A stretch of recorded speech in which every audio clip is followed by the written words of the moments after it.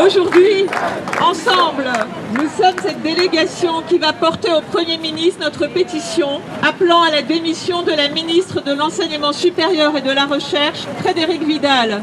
Cette pétition a été signée par 23 000 personnes. 23 000 personnes qui sont l'université et la recherche, enseignantes et enseignants, chercheuses et chercheurs, statutaires et précaires, doctorantes et doctorants, ingénieurs, personnels administratifs, techniques, sociaux, scientifiques et des bibliothèques. Cette pétition a été signée par des dizaines de revues scientifiques. Notre texte a exprimé l'immense révolte qui est la nôtre face aux propos tenus par la ministre. D'abord à la télévision, puis au Sénat, puis dans la presse. Par 3 fois, Frédérique Vidal a affirmé vouloir lancer une enquête sur un islamo-gauchisme, entre guillemets, imaginaire, qui selon elle gangrènerait l'université, sans preuve, sans révéler ses sources, sans citation, sans le moindre texte et le moindre chiffre à l'appui de ses allégations. Frédérique Vidal a affirmé que, et je cite ses propos, des gens peuvent utiliser leur titre ou l'aura qu'ils ont pour porter des idées militantes de l'islamo-gauchiste, pour, je cite encore, diviser, fracturer. Ces propos sont mensongers, accusatoires, diffamatoires, contre des pans entiers de la recherche précisément visés. Les études de genre, les études postcoloniales, les études décoloniales, l'intersectionnalité, champ d'études auxquels la ministre ne connaît rien d'autre que ce que l'extrême droite liberticide ne lui dit d'en penser. Lancer une enquête contre des recherches, c'est déclarer une chasse aux sorcières. C'est bien sûr attenter aux libertés académiques que nous défendons et nous défendrons de toutes nos forces. Dénoncer l'islamo-gauchisme à l'université, c'est ouvrir les vannes aux idées, au langage de l'extrême droite. Affirmer de prétendues complicités entre l'université et l'islam politique, c'est un complotisme que rien ne vient étayer et qui est brandi pour effrayer. C'est aussi livrer toute une communauté à la haine des extrémistes. En mettant nommément en cause les études de genre, les études postcoloniales, les études décoloniales ou encore la notion d'intersectionnalité, Frédérique Vidal fait endosser par le gouvernement français la rhétorique des régimes liberticides de la Hongrie, de la Pologne, du Brésil, ces pays qui précisément censurent ses recherches. Comme Jean-Michel Blanquer avant elle, Frédérique Vidal n'a cessé d'entretenir la confusion, d'allumer ces grands feux que l'extrême droite et les populistes illibéraux attisent sans cesse pour discréditer l'université et la recherche, pour s'attaquer aux cellules vivantes des savoirs critiques. Pourquoi celle qui est supposée être notre ministre s'en prend-elle à nous? Par détestation de la liberté de penser? Par peur de la liberté d'expression? Peut-être. Par calcul politique? Certainement.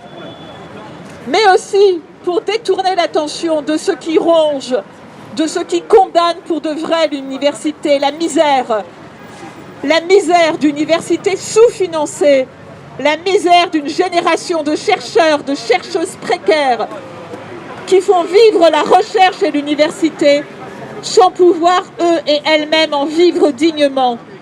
La misère d'une génération d'étudiantes et d'étudiants privés de leur travail, de vie sociale, de cette vie dense, intellectuelle, culturelle, artistique qui animait nos campus aujourd'hui soumis.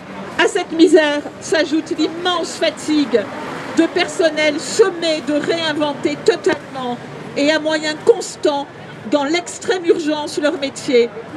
S'en prendre à nous pour faire oublier ce désastre qui est le sien, qui est celui de la ministre, qui est le leur, celui de ceux qui nous gouvernent dans un état d'urgence permanent.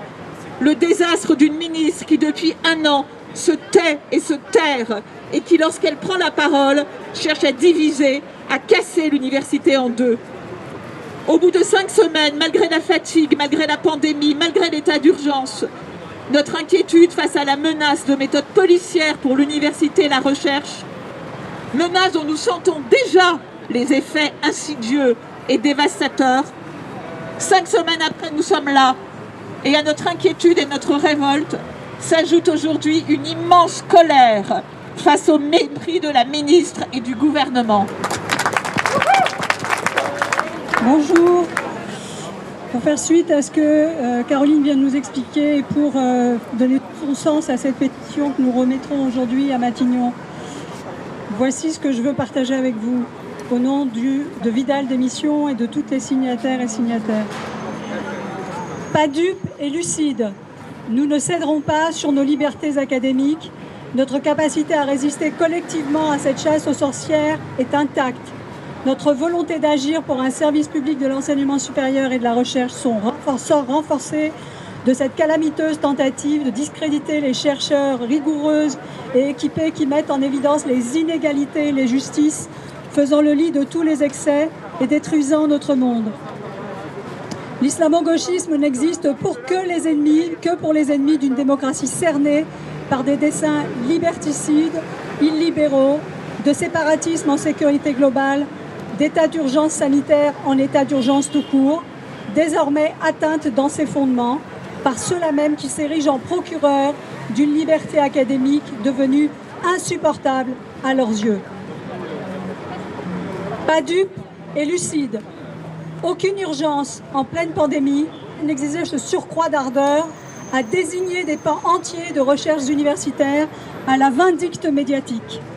Si ce n'est une instrumentalisation odieuse d'un assassinat dont l'horreur nous a tous et toutes pétrifiés, assombrissant une séquence de désignation de l'ennemi de l'intérieur, ouverte voici plus d'1 an, faisant suite à tant de soubresauts depuis près d'un demi-siècle. Au lieu de voir dans ce tragique événement un appel au discernement, d'aucuns, y compris au gouvernement, y ont cyniquement entendu le signal pour mener une charge contre l'université dont la violence n'a d'égal que son inanité, comme le soulignent les interrogations atterrées de collègues de tous les horizons académiques internationaux. Pas dupes et lucides. Les attaques d'un président et ses ministres en mal de reconnaissance médiatique et de victoire électorale à tout prix et leurs appels à trier le bon grain de l'ivraie ne nous impressionnent pas. Leurs mobiles nous sont familiers. Ils animent des entrepreneurs politiques et idéologiques sans relâche pour ne parler que du plus récent accès de repli identitaire, d'une majorité dominante aux abois et d'une classe politique aux ordres. Ils obéissent à une soif de pouvoir, de se maintenir au pouvoir, quoi qu'il en coûte, et de conserver les prébendes et les privilèges qu'ils ont bien mal acquis. Il faut croire que les études qu'ils désignent comme coupables entament leurs avantages et troublent leur tranquillité. Auquel cas, celles-ci auront rempli une part de la mission qui leur revient, révéler, analyser des pratiques et des discours affectant gravement notre monde. Pas dupes et lucides. Nous n'oublions pas que le démantèlement de l'université entendu comme bien commun a commencé voici plus de 15 ans, tous les gouvernements confondus, non sans susciter des protestations et des mouvements de grève, et que la dernière loi parachevant la liquidation contre laquelle se sont élevés des vastes collectifs de personnel depuis plus d'1 an a été votée au creux de l'été et mise en œuvre alors qu'aucune urgence ne le commandait. Au contraire, tout ce que la pandémie mettait au jour devait convaincre de reporter et revoir cette ultime réforme qui entend asséner le coup de grâce à l'égal accès aux études, l'égale pratique de la recherche, l'égal exercice de la liberté académique et l'égale considération des personnels. Pas dur et lucide. Face à la pandémie, tout le monde a pris la mesure du désastre au sein de l'université, de l'appauvrissement des étudiants, de leur détresse, des conditions indignes d'enseignement et d'études, des conséquences des coupes budgétaires, de la vie à budget constant, de la mise en concurrence à marche forcée des recherches et des chercheurs. Là, comme à l'éducation nationale, dans le système de santé publique, le dogme de la rentabilité néolibérale a produit ses effets destructeurs. Ajoutant à l'entreprise de démonétisation des enseignants-chercheurs enclenchée depuis 2 décennies, cette ministre a cherché à les intimider et les démoraliser en les accusant de trahir leurs principes et ainsi atteindre à la sûreté de la nation qu'elle affirme représenter. Prétendre, en fomentant une guerre idéologique, faire diversion sur la catastrophe et provoquer par un tel acharnement gouvernemental, ajoute l'obscénité à l'indécence.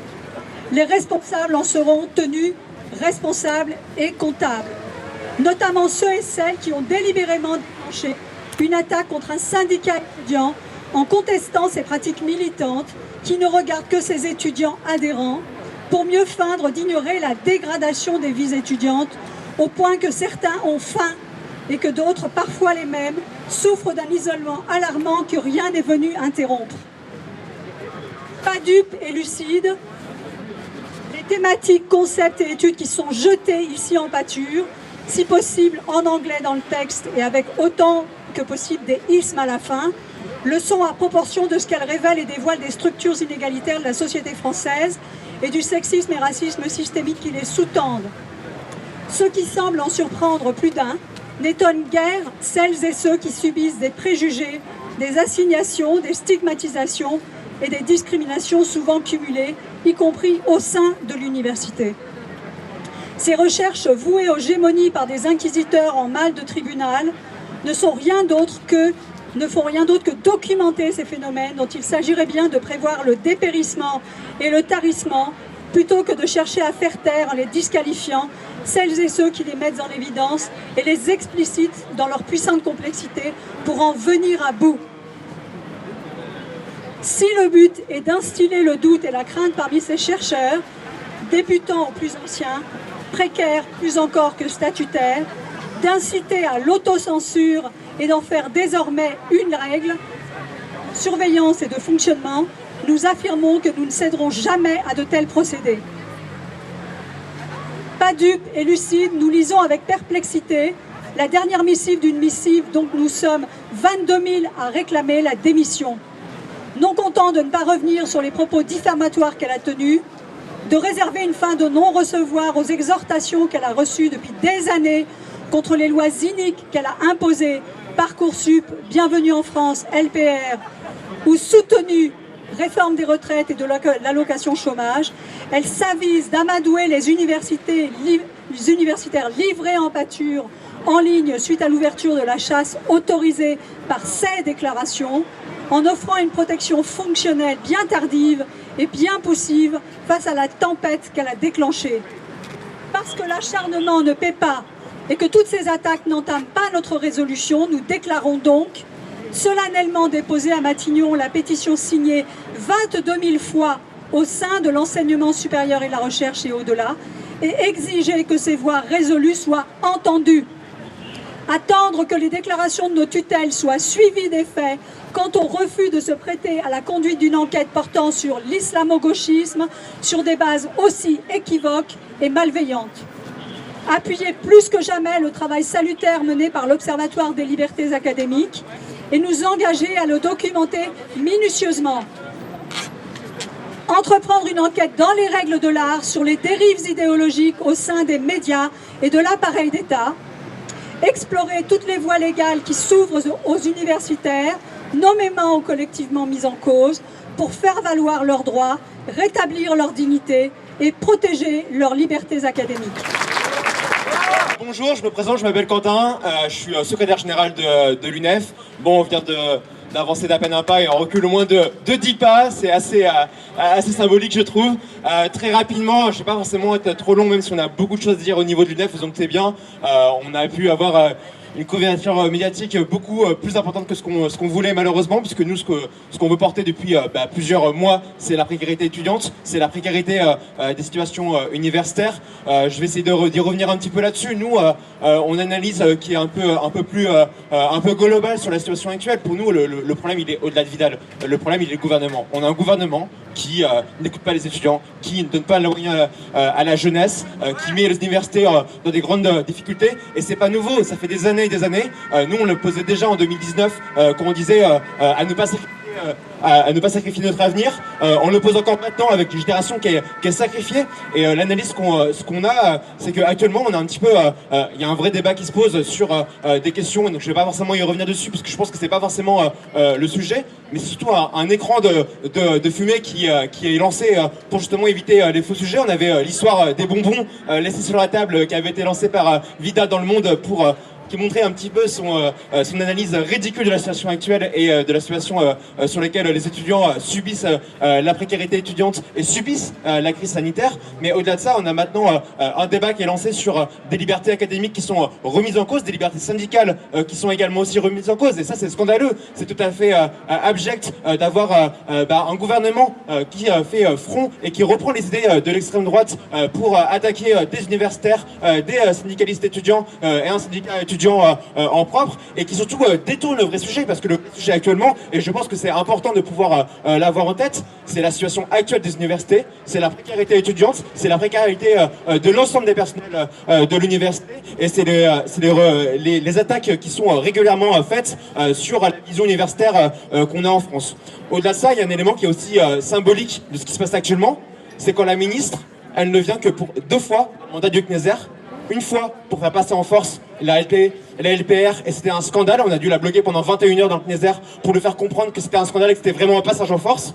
Et la deuxième fois où elle revient, et c'est pas elle en personne, elle fait lire un texte, c'est sur l'islamo-gauchisme. Par contre, quand il faut voter le budget, la ministre n'est pas présente. Quand il faut parler de la précarité étudiante et que l'ensemble des organisations progressistes du CNESER font une intervention sur la question de la situation précaire des universités et notamment des étudiants, bah là la ministre elle n'est pas là, elle ne répond pas sur ces questions-là et c'est tout à fait scandaleux. Et c'est bien plus global, c'est pas que Vidal, je le redis encore une fois, pour nous c'est vraiment l'ensemble du gouvernement qui reprend ces mêmes éléments. Quand on a Macron qui vient sur Paris-Saclay, qui est quand même soi-disant l'élite de l'université, bah l'élite, moi je suis étudiant à Paris-Saclay et pour le coup, bah en fait, moi quand je vois mes camarades qui sont en train d'abandonner l'université parce qu'ils n'en peuvent plus, parce qu'il n'y a pas de mesures concrètes pour les aider, qui a une précarité très forte, bah c'est un élément qui est assez risible. Et au-delà de ça, nous quand on discute, quand on va sur l'université, moi toute la semaine j'ai pu militer, même depuis plusieurs semaines, faire des porte-à-porte dans les résidences universitaires, appeler les étudiants, aller les voir dans les quelques étudiants qui peuvent venir sur l'université dans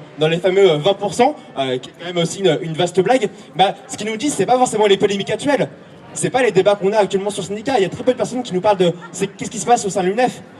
Nous, ce qu'on entend, c'est qu'on a des étudiants qui voient personne depuis des semaines et des semaines, qui sont enfermés dans des résidences universitaires, et qui sont contents de nous parler. Et quand on leur parle, que ce soit des élections, de la mobilisation, notamment du 16 ou autre, bah on discute. On ne peut pas partir au bout de 5 minutes en discutant, on se retrouve à la manif. On est obligé de rester longtemps parce que c'est important. Parce qu'il y a des étudiants qui sont en détresse, qui n'ont vu personne, qui ont envie d'abandonner l'université, et voire même d'abandonner la vie. Enfin, on a eu plusieurs cas de tentatives de suicide, et je pense qu'il faut le dire. On a une situation qui est extraordinaire, extrêmement triste et horrible de ce qui se passe actuellement au niveau de l'université. Et je pense que c'est ça le vrai sujet actuellement. C'est ça le vrai sujet, et je pense qu'il y a une vraie responsabilité de la part de ce gouvernement de laisser une jeunesse mourir dans les universités, de laisser une jeunesse qui n'a aucun avenir, que ce soit au sein de leurs études, même après, puisque notamment c'est aussi toutes les réformes qui se passent aussi dans le monde du travail de façon générale, où on a des étudiants qui travaillent actuellement, qui sont aussi précarisés. On a aussi pas mal de secteurs qui sont touchés, que ce soit la culture notamment, qui a aussi grandement mobilisé en ce moment, où on a beaucoup d'étudiants qui s'interrogent sur leur avenir dessus. Et pareil sur les différentes réformes, notamment quand on a une crise hospitalière extrêmement forte, ou un manque de lits. Actuellement, quand on voit la mobilisation des PASS qui sont aussi en grande difficulté, et qui notamment se plaignent de la situation actuelle d'une réforme qui a encore une fois à la va-vite, sans moyens supplémentaires, c'est tout à fait scandaleux. Et pareil, c'est de façon beaucoup plus globale, on a de plus en plus d'étudiants qui souffrent actuellement, et la seule réponse du gouvernement, elle met déjà 1 an à arriver. Les repas au restaurant universitaire à 1 euro pour tout le monde, ça met 1 an à arriver. Il y a 1 an et demi, quasiment, on a un étudiant, un camarade de Solidaire qui s'évole par le feu, et la seule réponse qu'on a de la part du gouvernement, c'est un numéro vert. Et ça, je pense que c'est la succession de ces mesurettes, et c'est même pas des mesurettes, c'est des effets d'annonce, des stratégies de communication qui ne prennent même pas d'ailleurs, quand on voit que, je pense que c'est aussi important de le souligner, quand on voit qu'il y a tout le corps universitaire, enfin une grande majorité qui se mobilise, ou même la CPU, qui est quand même pas l'instance la plus progressiste sur les questions, qui commence aussi à envoyer des taclés à Frédérique Vidal. Je pense que c'est assez révélateur de ce qui se passe actuellement, et je pense que c'est important là-dessus. Donc du coup, nous à l'UNEF, ce qu'on appelle vraiment, et c'est un élément qui est important, c'est que Frédérique Vidal entendre enfin les revendications, qu'elle prenne ses responsabilités et de façon plus globale que le gouvernement prenne enfin en compte la jeunesse. Merci beaucoup. On a parlé de la précarité des étudiants et des étudiantes, on va parler maintenant de la précarité des travailleurs et des travailleuses de l'université, et en particulier des jeunes chercheurs et jeunes chercheuses non titulaires à l'université, qui évidemment ne sont pas les seuls qui sont concernés par la précarité à l'université. La précarité à l'université et dans la recherche, elle frappe d'abord les personnels techniques et administratifs.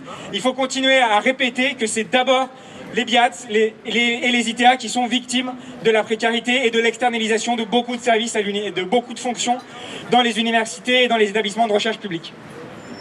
Aujourd'hui, on va se concentrer sur la précarité des jeunes chercheurs et jeunes chercheuses sans poste, parce qu'on veut vous parler d'une campagne qui est en train de se lancer, dont vous avez peut-être entendu parler, qui s'appelle la campagne Pas de recrutement, pas de rentrée, pardon.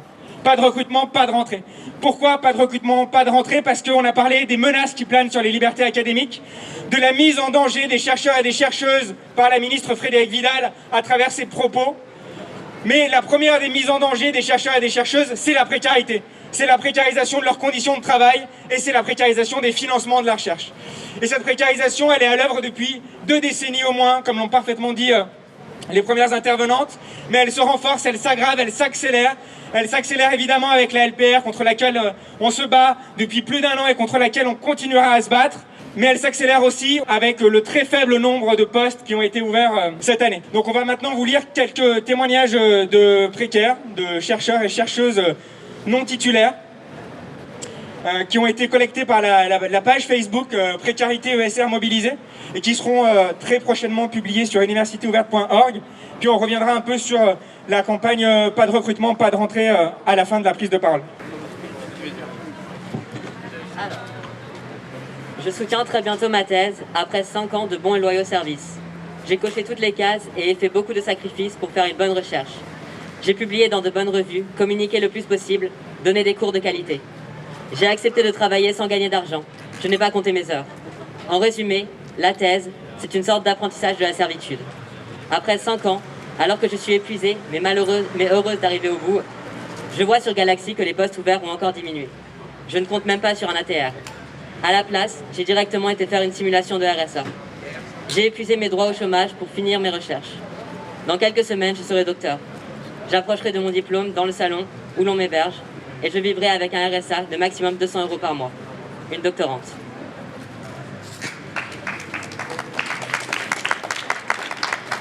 Je suis docteur, sans poste depuis 5 ans, j'ai 2 qualifications. Le problème de ma section principale, c'est qu'il y a très peu de postes depuis de nombreuses années et que dans certains départements, plus de la moitié du service est assuré par des précaires et notamment par des vacataires. Lorsqu'un poste est publié, la concurrence est énorme et de nombreux candidats sont vraiment excellents, des années d'expérience d'enseignement, de nombreux articles et ouvrages publiés, etc. Je plains les candidats, mais aussi les membres du jury qui doivent faire un choix.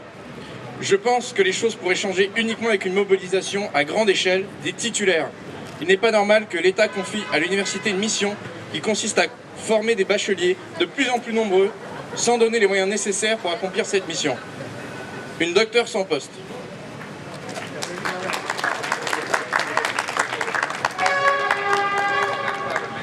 Après un triple cursus universitaire, j'ai soutenu une thèse de doctorat avec les félicitations à l'unanimité du jury en 2013, puis obtenu une double qualification.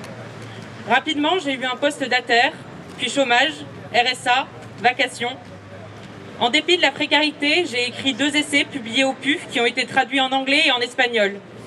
J'ai participé à une dizaine d'ouvrages collectifs et je ne compte plus le nombre d'articles rédigés, de conférences données sur invitation, ni de charges de cours lorsque je parviens à justifier de 9 000 € par an grâce à des activités annexes. Cette année, seuls 2 postes de MSF sont ouverts dans ma section. Les 2 se situent à Paris et seront certainement réservés aux agrégés, normaliennes ou nouvelles affectations de profs de plus de 40 ans. Nous serons plus d'une centaine à postuler. En 7 ans, je n'ai eu qu'une seule audition pour un poste dont je savais d'avance qu'il était fléché. On m'a félicité pour ma prestation, classée, puis remerciée par un mail standard. J'ai bientôt 37 ans, j'étais la première de ma famille à faire une thèse, j'ai poursuivi mes études en multipliant les jobs étudiants depuis mes 18 ans. J'étais persuadée que de faire de longues études assurerait mes arrières, et naïvement, je garde encore l'espoir d'obtenir un poste, un jour. Mais le pire est de voir sombrer mes camarades dans la dépression, des docteurs de talent évincés et humiliés par le système. De toutes les personnes qui ont partagé mon séminaire à l'époque, aucune n'est titularisée. Une docteure sans poste.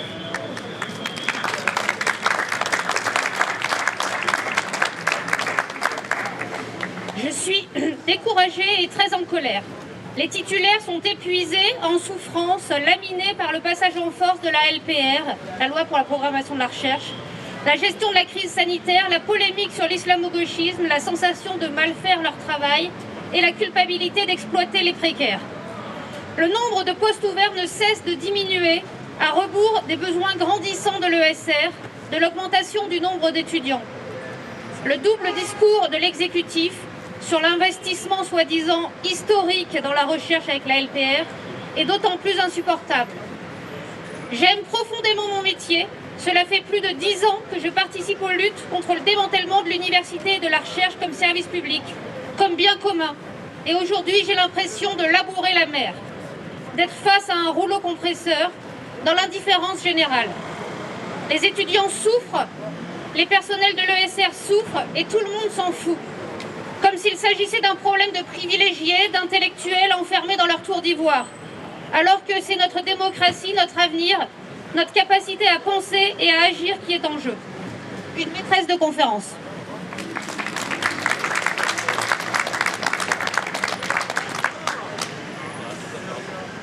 Je suis inquiet pour les collègues jeunes docteurs. Ma section peut sembler relativement bien dotée, mais il y avait 69 postes publiés en 2013 quand j'ai été recruté. Il y en a 41 cette année, c'est-à-dire une baisse de 40%. Pendant ce temps, l'université publique a accueilli des dizaines de milliers d'étudiants supplémentaires et les conditions de travail et d'études de tous se sont dégradées. Je suis donc aussi en colère. La revendication d'une création massive de postes de titulaires est plus que jamais d'actualité. Un maître de conférence. Merci beaucoup pour les lectures. Donc vous l'avez compris, c'était la lecture de témoignages anonymes qui ont été collectés à travers une page Facebook consacrée à la lutte contre la précarité au sein de l'enseignement supérieur et de la recherche. Maintenant, ce qu'on va faire, c'est qu'on va présenter un peu plus en détail la campagne Pas de recrutement, pas de rentrée. Campagne qui ne peut fonctionner que si les titulaires s'engagent massivement à ne plus recruter de vacataires et à ne plus assurer d'heures complémentaires. Mais du coup, pour présenter l'importance de l'engagement des titulaires aux côtés des précaires dans cette lutte, je vais passer la parole à l'un d'entre eux, un titulaire, qui s'est engagé, qui a signé l'appel, que vous pourrez signer. On vous réindiquera où signer l'appel à la fin de la prise de parole. Bonjour à toutes et tous. Du coup, en fait, moi, je suis sans doute l'un des derniers à avoir signé l'appel à ne plus recruter de vacataires. En fait, on m'a demandé d'expliquer pourquoi je l'avais signé et j'ai tardé à le signer, pas parce que j'étais pas d'accord avec cet appel, parce qu'évidemment que je suis d'accord. Évidemment, je m'engage à ne pas faire d'heures complémentaires. Évidemment, je ne veux pas pousser les vacataires dans la précarité.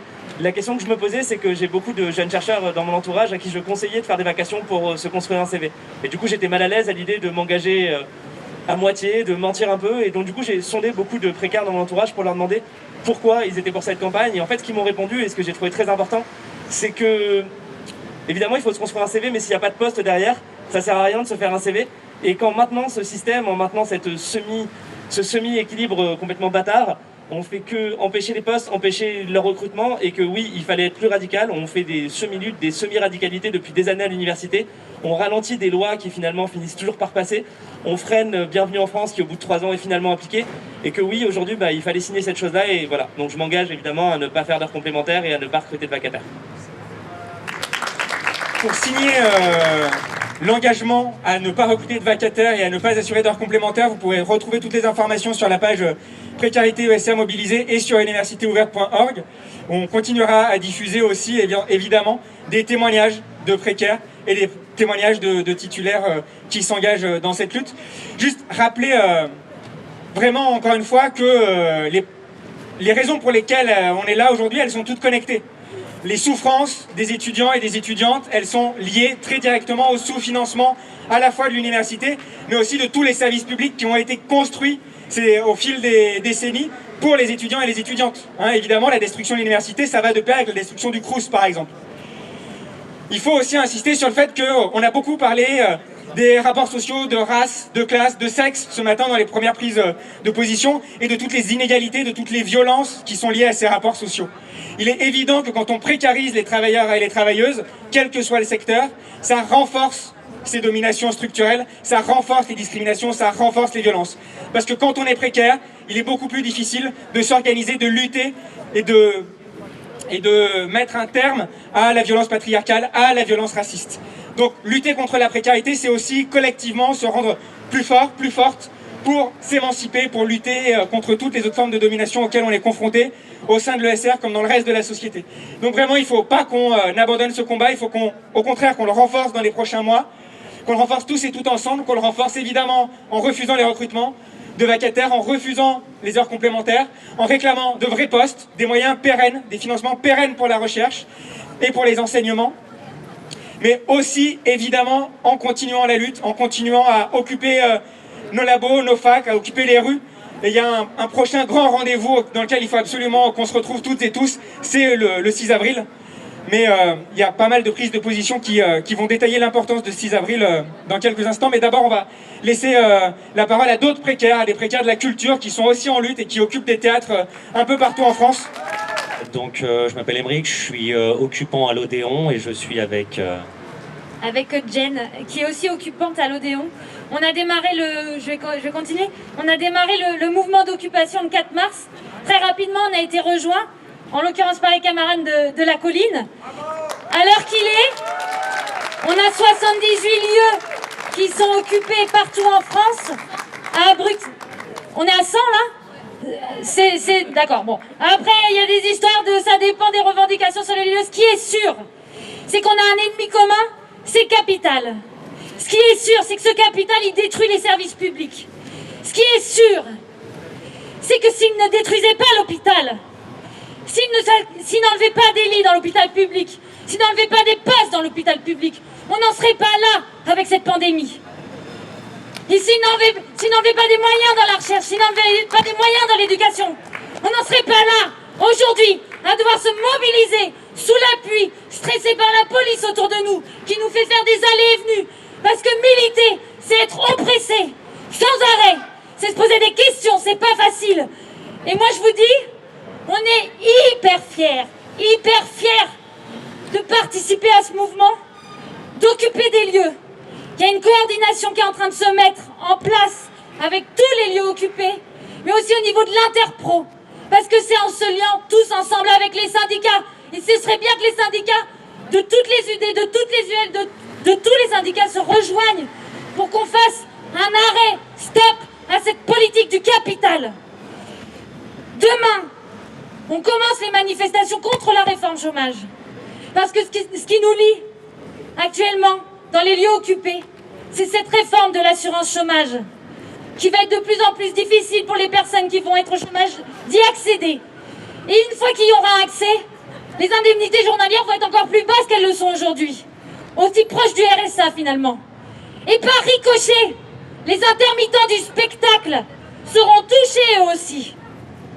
Et si on se bat aussi, et ça je l'ajouterai aussi, si on se bat aujourd'hui et qu'on occupe les théâtres, c'est aussi pour les intermittents de l'emploi, les personnes qui travaillent dans l'hôtellerie, dans la restauration, sur les festivals, qui n'ont pas d'indemnité chômage, qui n'ont pas l'intermittent spectacle, qui n'ont pas l'année blanche, cette fameuse année blanche qui nous protège jusqu'à août 2021.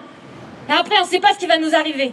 Ça fait une vingtaine de jours qu'on occupe les théâtres. On a eu une visite de la ministre de la Culture. Et à part ça, c'est silence radio. Et ce qu'ils ne se rendent pas compte, c'est qu'on va rester, qu'on va se mobiliser et qu'on va amplifier le mouvement.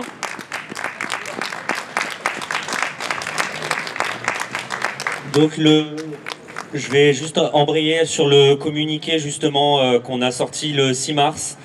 Donc pour être très clair sur les revendications qui n'ont pas bougé et qui ne bougeront pas. La première revendication justement, c'est cette fameuse assurance chômage qui va être mise en place le 1er juillet prochain si rien ne bouge. Donc nous exigeons, nous, occupants et occupantes de l'Odéon, un retrait pur et simple de la réforme de l'assurance chômage. Une prolongation de l'année blanche, son élargissement à tous les travailleurs précaires, extra et saisonniers entre autres, qui subissent les effets à la fois de la crise et des politiques patronales, ainsi qu'une baisse du seuil d'heure minimum d'accès à l'indemnisation chômage pour les primo-entrants ou intermittents en rupture de droit. De toute urgence, des mesures pour garantir l'accès à toutes les travailleuses et travailleurs à l'emploi discontinu et autrices et auteurs au congé maternité et maladie indemnisés. C'est la seule chose sur laquelle, pour le moment, il semblerait que ça bouge un peu, mais encore, tant que rien n'est écrit, c'est comme d'habitude des promesses. Un financement du secteur culturel passant par un plan massif de soutien à l'emploi en concertation avec les organisations représentatives des salariés de la culture. Des moyens pour garantir les droits sociaux, retraite, formation, médecine du travail, congés payés, etc., dont les caisses sont menacées par l'arrêt des cotisations. Pour porter ces revendications, nous exigeons dans les plus brefs délais une réunion du CNPS, Conseil national des professions du spectacle, avec le Premier ministre. Bon, notre ministre, elle a eu un petit couac là récemment.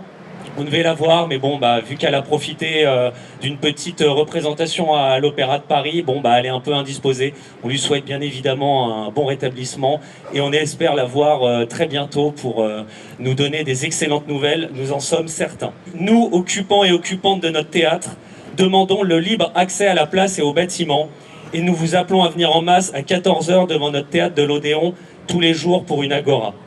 Voilà, donc il y a vraiment la première revendication et sur laquelle on ne lâchera pas, c'est justement cette réforme de l'assurance chômage. Parce que la réouverture des lieux, oui, certes, c'est bien, c'est évidemment une demande que nous avons. Mais à quel prix? Si c'est pour avoir, comme il se dit, bon après ce sont des bruits de couloir, mais voilà, si c'est pour avoir une première phase à 35% de jauge, puis une deuxième phase à 60% et une troisième phase à objectif 100%, je veux dire, clairement, il n'y a pas besoin d'être expert comptable pour savoir que les charges et les recettes, s'il n'y a pas des droits sociaux qui sont assurés derrière et un plan massif, ça sera juste pas possible, quoi. Et puis, il ne faut pas que ça soit un leurre, parce que certes, on va peut-être pouvoir rouvrir, et du coup, les personnes, les directeurs, directrices de lieux vont pouvoir être contentes, évidemment. Mais encore une fois, si ça permet pas, si c'est un leurre pour qu'après on nous dise voilà, maintenant que vous pouvez retravailler l'année blanche, on n'en parle plus. Moi je pense que justement, s'il y a cette réouverture des lieux, soyons très vigilants sur les autres revendications parce que ça peut être très clairement un leurre. Demain donc, si vous êtes disponible, on se donne rendez-vous place du Palais Royal à 14h pour la première manif contre cette indigne réforme de l'assurance chômage. Le rendez-vous est à 13h, le départ est à 14h, effectivement. Une autre prise de parole des lieux occupés avec des occupants et occupantes de la colline. Évidemment, on a rejoint l'appel à la mobilisation contre la réforme de l'assurance chômage. C'était très important pour nous, mais on aimerait préciser qu'à la colline et dans plein d'autres lieux, nous ne hiérarchisons pas les revendications. On a l'ambition de penser que si on se met toutes et tous ensemble, on peut tout prendre. Ce qui nous a poussé à venir ici, on nous a beaucoup demandé pourquoi vous rejoignez cette manifestation aujourd'hui. On voit beaucoup de points communs entre la fermeture des universités et la fermeture des lieux de culture. On ferme des lieux dans lesquels l'esprit vit et se nourrit. Et lorsque l'esprit ne vit plus, ne se nourrit plus, ne se révolte plus. Voilà pourquoi, pour nous, et pour plein d'autres lieux occupés, nous allons nous battre contre la réforme de l'assurance chômage, mais aussi et avec beaucoup de cœur pour la réouverture des lieux de culture. Et aujourd'hui avec vous pour la réouverture des universités. Nous pensons profondément que tout ceci est lié et que nous ne devons pas opposer ces deux choses-là. Merci à vous et bonne journée. Du temps où je n'étais qu'une gosse, ma grand-mère me disait souvent, assise à l'ombre de son porche, en regardant passer le vent. Petite vois-tu ce pieu de bois, auquel nous sommes tous enchaînés. Tant qu'il sera planté comme ça, nous n'aurons pas la liberté. Mais si nous vivons là, ça ne peut pas durer comme ça. Il faut qu'il tombe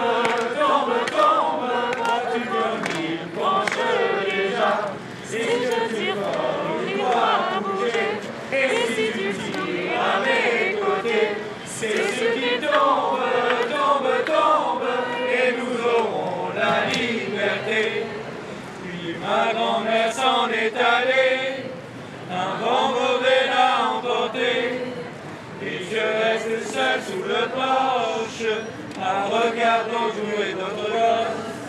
L'ensemble autour du vieux noir, où tant de mains se sont usées.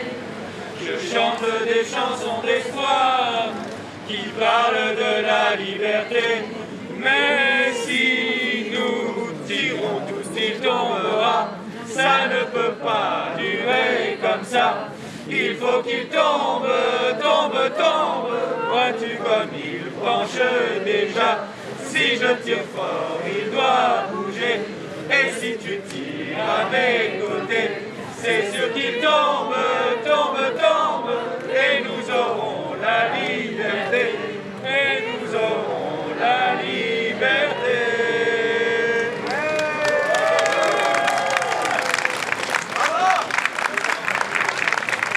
Merci.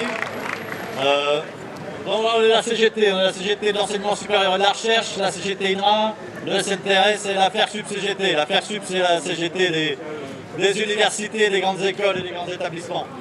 Voilà, je ne reviendrai pas sur les propos qui ont été dits, nous serons brefs de toute façon. Moi, si je peux me permettre, j'insisterai sur 2-3 points. Le premier point, c'est quand même la défaillance complète de la ministre Vidal, bien entendu, mais au-delà, c'est du gouvernement et aussi de ses prédécesseurs. L'université et l'enseignement supérieur à la recherche sont à l'abandon depuis plusieurs années, voire plusieurs décennies. Non seulement on a eu des restructurations, mais surtout il n'y a plus de moyens. Les conditions de travail deviennent extrêmement difficiles. Les bâtiments manquent cruellement de réfection. On est serré dans les salles de classe, dans les amphis au moment de la crise sanitaire. Les fenêtres ne s'ouvraient plus ou ne s'ouvraient mal, pas d'aération.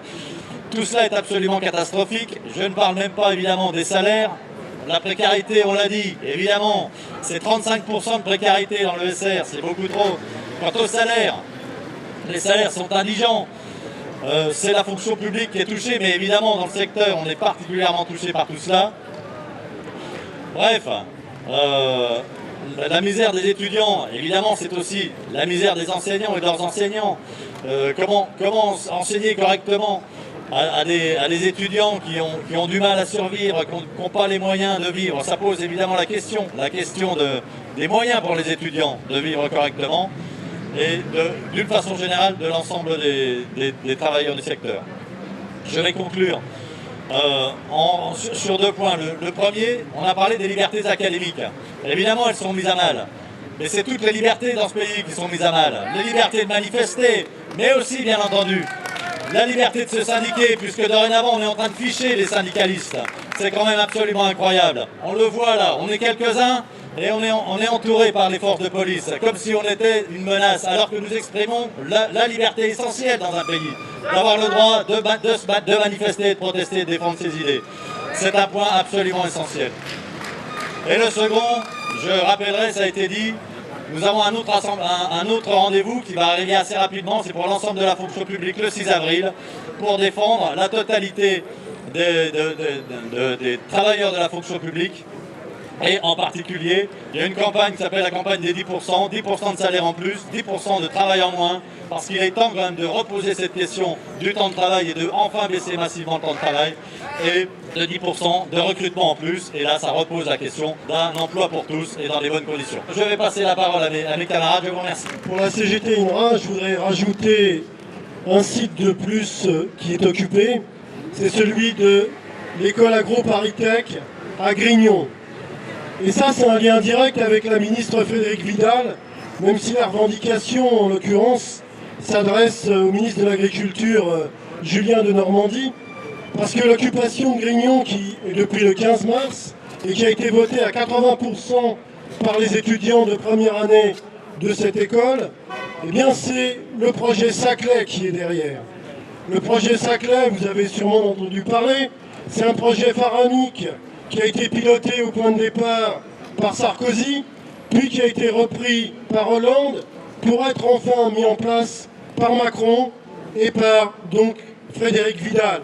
C'est aussi d'une certaine manière le bilan de Frédérique Vidal que d'aboutir aujourd'hui à cette occupation du site d'agro-paritech, parce que les étudiants refusent qu'un domaine historique soit bradé au privé, soit utilisé pour faire du commercial, alors même que ça a servi à former des milliers d'étudiants pour des études d'agronomie. Donc c'est un bilan, Frédéric Vidal. Mon syndicat, la CGT INRA, a appelé à signer massivement les personnels de l'INRA la pétition pour dire, et je serais plus prosaïque, je dirais Vidal dégage, parce que oui, aujourd'hui, la politique de Vidal et ses propos sur l'islamo-gauchisme ont fait déborder le vase. Mais le vase était déjà plein. Alors, vous direz pourquoi dans un secteur où on n'est pas directement confronté à ce qui a été expliqué par mes collègues précédemment par rapport aux études de genre ou d'autres études que Vidal a assimilé à l'islamo-gauchisme. Nous, on est sur l'écologie, on est sur la biodiversité, on est sur l'agronomie. Et ce qu'on a compris, c'est que ce que le gouvernement cherche, et je dis bien le gouvernement, tout le gouvernement Macron, ça vient d'être répété par mon camarade juste avant par rapport à la loi de sécurité globale, ce qu'il cherche, c'est à faire une police de la pensée, c'est à dire la liberté de recherche, c'est nous qui décidons jusqu'où elle doit aller, et ce qui est valable aujourd'hui pour certains types d'études peut être valable demain par rapport à l'ensemble des thématiques de recherche. Dans nos discussions, on s'est dit, par exemple, il y a un débat sur le glyphosate aujourd'hui. Si les études que nous menons ne sont pas des études totalement libres, eh bien on peut en conclure ce que l'on en veut. Et le gouvernement en conclura ce qu'il en voudra, ce qu'il a d'ores et déjà décidé. Maintenant, allons, on peut même aller plus loin. Toute la politique de Vidal et de ses prédécesseurs, de mise en place d'appels à projets pour la recherche, ça a quelles conséquences? Ça a une conséquence qui est que les résultats de la recherche doivent être définis avant même que celle-ci se fasse. On doit donner ce qu'ils appellent des livrables, donc dire, dans 1 an, 2 ans, on vous garantit qu'on aura tel ou tel résultat. Ça, c'est le contraire total de la recherche. Et le pendant de ça, c'est la précarité, parce que vous êtes embauché que pendant la durée de ces recherches qui doivent durer que quelques années. Et c'est pour ça qu'aujourd'hui, on est peut-être un nombre limité.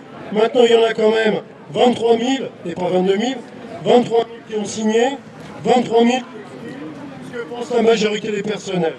Et effectivement, aujourd'hui, c'est Vidal, dégage, et toutes tes réformes avec toi, la LPR, l'ensemble des propos, et toute la politique qui est menée derrière. Donc je parle au nom du SNTRS, CGT, Syndicat des travailleurs de la recherche scientifique dans les établissements nationaux, CNRS, INSERM et autres.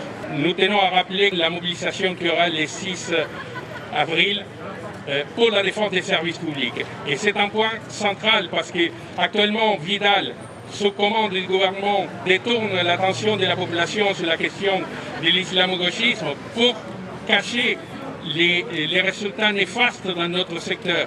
Or, les services publics sont indispensables dans la situation actuelle, dans la crise sanitaire que nous vivons, le fait que les étudiants ne puissent pas accéder aux universités, que la recherche aujourd'hui, après la loi de programmation de la recherche, soit une recherche centrée sur des projets uniquement pour la valorisation qui serviront à l'industrie privée de s'en servir pour leur intérêt. Or, c'est un échec. Constatons aujourd'hui que la France, en situation de crise sanitaire, n'a pas été capable de développer un vaccin. Que le vaccin qui était prévu pour le Covid entre l'Institut Pasteur et Sanofi n'est pas sorti jusqu'aujourd'hui. Et que Sanofi, qui reçoit des milliards de l'État via les crédits impôt recherche, ferme les centres de recherche en France et licencie les chercheurs.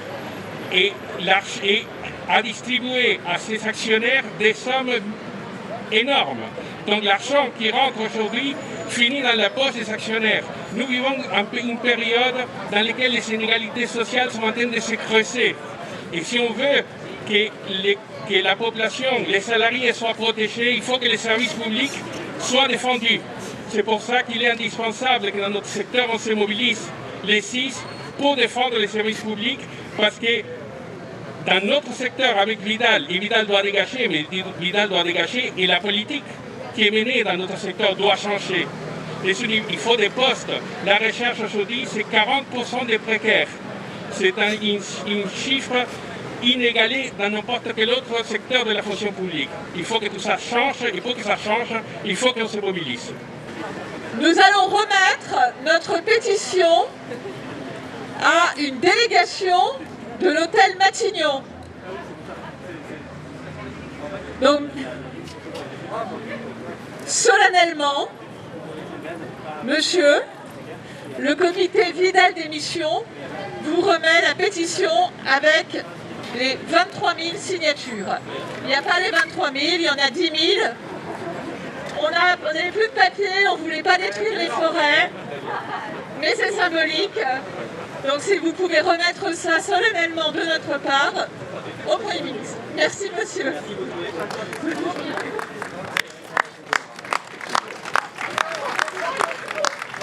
C'était pour ça qu'on était là aujourd'hui, pour apporter un soutien à cette remise de pétition des 22 000 collègues de la recherche, de l'enseignement supérieur, pour caractériser l'opération qui dure maintenant depuis 1 an dans l'enseignement supérieur et la recherche, qui est la fermeture des universités et sur laquelle s'adosse Vidal pour nous insulter, nous menacer, faire en sorte de jeter des paquets d'étudiants et de personnel dans la misère aujourd'hui. Et il y a juste 1 an, on lançait un mouvement avec des AG qui mandataient des délégués qui s'appelait Université ouverte. Et c'est bien ça aujourd'hui, à mon avis, qui fait peur à Vidal. C'est qu'on doit s'engager dans l'ouverture des universités. On doit s'engager pour faire accepter nos revendications, que ce soit, j'ai entendu des précaires de l'université, pour leurs revendications, que ce soit en termes de postes, de conditions d'enseignement. Parce que ces gens-là, il ne faut pas que fermer les facs. Ils ferment les hôpitaux, comme l'a dit la collègue du spectacle tout à l'heure. Ils ferment les hôpitaux. Sur Paris, c'est l'Hôtel-Dieu qui est fermé. C'est le Val-de-Grâce. On ne peut pas accepter. En Ile-de-France, 12 millions d'habitants, 1000 lits de réa. Elle est là, la crise sanitaire. Il n'y a pas assez de lits. Alors les lits, il faut qu'ils rouvrent. Les facs, il faut qu'ils rouvrent pour que nos revendications, on les arrache. Merci. Je vais juste dire un mot pour le SNES-Sup. Bon, ça fait une succession de paroles de mecs. Là, c'est pas terrible en termes d'image. Les organisations syndicales auraient dû faire un effort. Comme je passe le dernier, je le fais remarquer. Mais je suis aussi concerné. Ah, très bien. Bon, il y aura une succession un peu plus heureuse. Alors, donc, je crois que ce qu'on peut souligner, c'est que le succès de cette pétition, ça traduit avant tout l'exaspération de l'ensemble du monde de l'enseignement supérieur et de la recherche, évidemment vis-à-vis de sa ministre Frédérique Vidal, mais comme ça a été dit, bien plus largement, plus globalement vis-à-vis de l'ensemble du gouvernement et de la politique qu'il mène depuis presque 4 ans.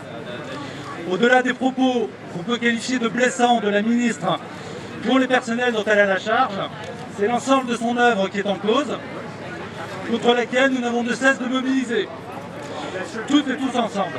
Alors il s'agit, dans l'ordre, de Parcoursup et de la sélection qui l'entérine, de la hausse discriminatoire des droits d'inscription pour les étudiants extracommunautaires, de la loi de programmation de la recherche et ses terribles conséquences en termes de précarité et de concurrence généralisée, de la casse de la formation des enseignants, de la transformation de la nature des concours visant à s'assurer la loyauté des futurs recrutés et du changement de leur statut, de la remise en cause du Conseil national des universités et de ses missions, instance majoritairement élue, bien trop indépendante aux yeux de la ministre. Il s'agit également de l'abandon véritable dans lequel sont délaissés les 1,7 million d'étudiants dans les universités, et pour ce qui concerne les personnels de l'enseignement supérieur et la recherche, qui sont méprisés et jetés en pâture pour des stratégies politiques minables, faites d'appel du pied en direction de la droite et de l'extrême droite. Alors, oui, face à ce terrible bilan, face aux mesures attentatoires à nos libertés, qu'il s'agisse de liberté publique ou de liberté académique, face à ce cynisme, il est temps de demander solennellement le départ de Frédérique Vidal, mais de demander surtout un véritable changement de politique en faveur des étudiants et des étudiantes, ainsi que des personnels de l'ESR et de leur mission. Madame la ministre, nous avons collectivement procédé à l'évaluation de vos travaux. Le résultat est sans appel. Tout est à revoir et la préparation de la prochaine rentrée pourra se faire sans vous, puisque le sujet ne semble pas particulièrement vous intéresser. un mot de la part de Sud Éducation qui soutient aussi cette pétition qui est une expression de la défiance et de la colère de la communauté universitaire contre une ministre qui ne les représente plus et qui les calomnie. Donc la défiance des personnels de l'enseignement supérieur et de la recherche vis-à-vis de Frédérique Vidal est large et profonde. Cette défiance est antérieure à ses propos indignes des dernières semaines, propos qui ne font que confirmer la menace que ce gouvernement fait peser sur les libertés académiques. Car Madame Vidal défend depuis 3 ans un agenda qui néolibéralise et muselle les facs et les labos.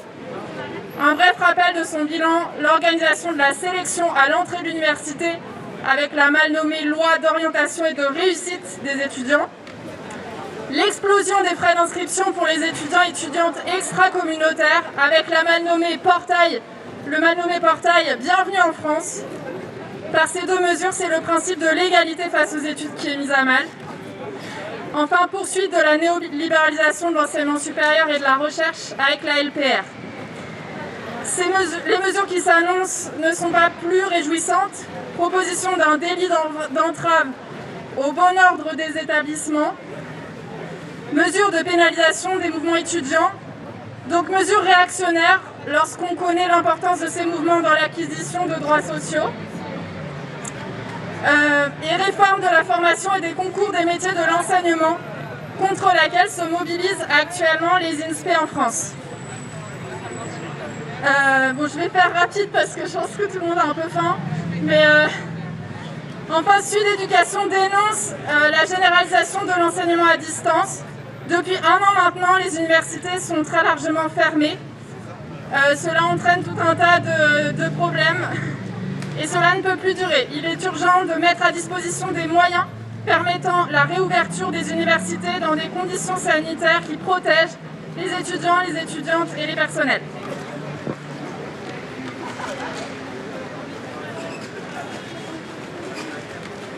Pour toutes ces raisons, Sud Éducation soutient la demande de démission de la ministre. Cette démission serait vécue comme une première victoire pour les personnels de l'ESR et les étudiants et étudiantes, tant le mépris est total et la politique brutale. La nécessité de ce départ ne s'explique pas seulement par les derniers propos de la ministre, mais bien par l'ampleur des dégâts de sa politique depuis plusieurs années. Les difficultés de mobilisation sont réelles dans une période d'incertitude et de restriction des libertés de circulation et de rassemblement. Aussi, cette pétition n'est pas une fin en soi, elle doit être un levier pour se retrouver, échanger, construire les futures mobilisations et retrouver l'élan de mars dernier pour imposer, au-delà du départ de Madame Vidal, une autre politique pour l'enseignement supérieur et la recherche. Merci beaucoup. Rendez-vous le 6 avril, tous ensemble dans la rue.